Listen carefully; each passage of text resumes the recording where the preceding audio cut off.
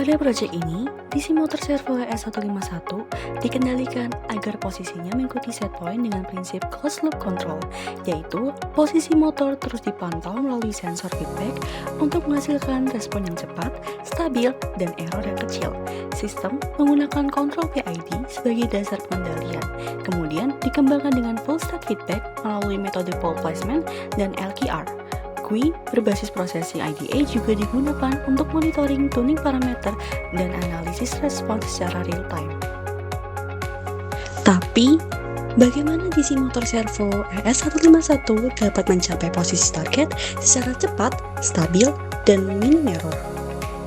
Untuk menjawab hal tersebut, digunakan modul Servo Education ES151 sebagai sistem kontrol tertutup. Modul ini menggunakan motor DC sebagai aktuator dan potentiometer sebagai sensor feedback. Sistem bekerja dengan membandingkan set point dan posisi aktual motor, kemudian menghasilkan error yang diproses oleh kontrol PID agar posisi motor bergerak sesuai target. Modul ini juga memiliki dua mode kerja, yaitu analog dan digital. Pada mode analog, set point, feedback, dan parameter PID diatur langsung melalui rangkaian. Sedangkan pada mode digital, proses pembacaan data dan perhitungan PID dilakukan oleh microcontroller, sehingga parameter dapat dimonitoring melalui GUI secara real-time. Selanjutnya, masuk ke bagian desain mekanis. Pada modul servo S151 ini, desain mekanis terbagi menjadi dua bagian utama, yaitu unit controller dan unit sensor aktuator. Unit controller berfungsi sebagai pusat pengaturan dan monitoring yang memuat panel kontrol, LCD, tombol mode, serta pengaturan parameter. Sedangkan unit sensor aktuator merupakan bagian yang berhubungan langsung dengan gerakan sistem, yaitu motor DC sebagai aktuator, potentiometer sebagai sensor posisi, dan generator sebagai bagian mekanis yang terhubung dengan poros untuk menunjukkan respon putaran sistem. Pembagian ini dibuat agar komponen tersusun rapi, mudah diamati, dan mendukung proses pengujian kendali posisi motor. Setelah desain mekanis, pembahasan dilanjutkan ke desain elektronis yang menjelaskan alur kerja sistem kendali. Pada bagian ini, sinyal dimulai dari set point, potentiometer, kemudian masuk ke bagian switching untuk memilih mode kerja, yaitu digital atau analog. Pada mode digital, ESP32 membaca set point dan feedback, lalu menghitung kontrol PID dan mengirimkan sinyal ke driver IBT2. Sedangkan pada mode analog, sinyal diproses melalui rangkaian PID analog dan diteruskan ke rangkaian push-pull kelas B. Selanjutnya, sinyal keluaran digunakan untuk menggerakkan motor DC, sementara potentiometer feedback membaca posisi aktual motor. Data sistem juga ditampilkan melalui LCD dan GUI agar proses monitoring dapat dilakukan secara real-time. Seperti yang sudah dijelaskan, bagian elektronis terdiri dari 3 rangkaian utama. Ini adalah rangkaian digital yang menggunakan ESP32 untuk membaca data dan menghitung PID. Ini adalah rangkaian analog yang memproses kendali menggunakan op-amp. Dan ini adalah rangkaian switching yang memilih jalur kerja motor antara mode digital atau analog. Selanjutnya ditampilkan peletakan elektronis pada modul pembelajaran.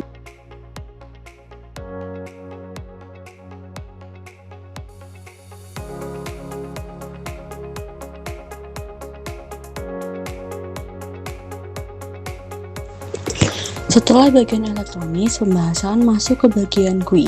Pada sistem ini, alat servo ES151 terhubung ke ESP32, kemudian data dikirim ke GUI yang dibuat menggunakan processing IDA. GUI berfungsi sebagai antarmuka antara pengguna dan sistem, sehingga pengguna dapat memantau set point, feedback, error, PWM, serta parameter PID secara real-time. Secara teori, GUI ini membantu proses monitoring dan tuning kontrol PID karena perubahan respon motor dapat langsung dilihat melalui tampilan grafik dan nilai data pada komputer. Pada bagian ini ditampilkan fitur-fitur utama GUI Processing Servo ES151. GUI ini memiliki tombol pemilihan port, koneksi, penyimpanan data, dan mode kontrol. Selain itu, terdapat tampilan grafik untuk memantau set point dan feedback, panel parameter PID, indikator status sistem, serta data real-time seperti error, PWM, tegangan, suhu, dan efisiensi. Dengan GUI ini, proses monitoring dan tuning sistem dapat dilakukan lebih mudah dan langsung terlihat.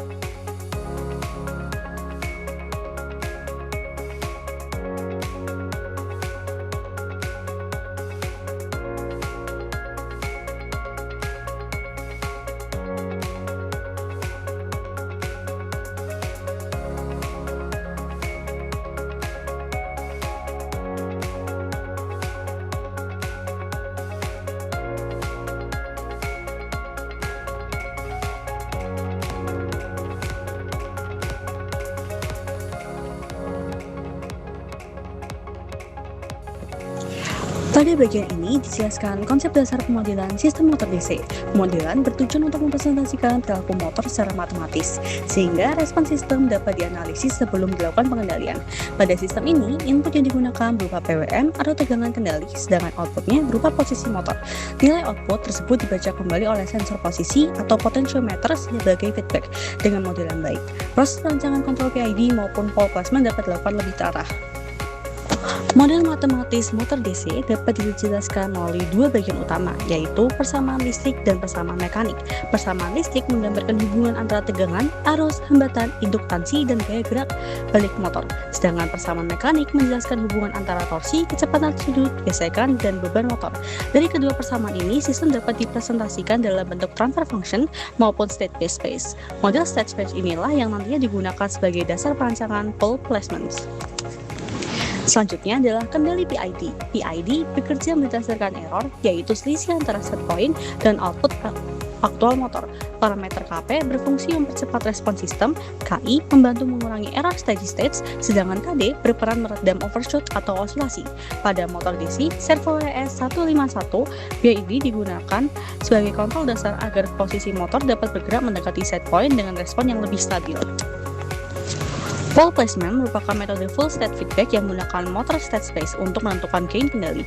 Berbeda dengan PID yang hanya berbasis error, pole placement menggunakan seluruh sistem state seperti posisi dan kecepatan. Prinsipnya adalah menentukan letak pole sistem tertutup agar respon motor sesuai dengan karakteristik yang diinginkan.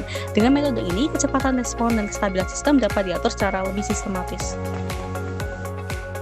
Untuk pole placement, pertama siapkan dahulu state space yang sudah didapatkan dari sistem identification yang lalu tentukan pole yang diinginkan, contohnya adalah -10 dan -5. Lalu buatkan gainnya. Lalu saya juga membuat state response dari pole placementnya. Saya run.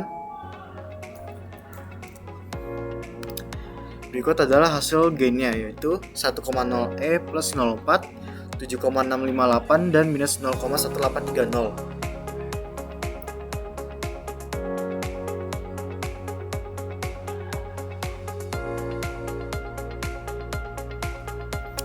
Lalu ini adalah grafik step response-nya. terlihat bahwa terjadi penurunan tajam pada di titik 0,3, lalu langsung naik tajam ke nilai 1 amplitudo 1 di detik pertama sampai 1.5, yaitu adalah rise time-nya. Selanjutnya terjadi steady state dari detik 1.5.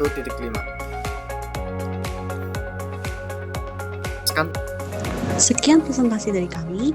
Untuk melihat source code, dokumentasi, dan perkembangan proyek secara lengkap, silakan scan QR code yang tersedia untuk mengakses repositori GitHub kami. Terima kasih atas perhatiannya dan waktunya, semoga bermanfaat.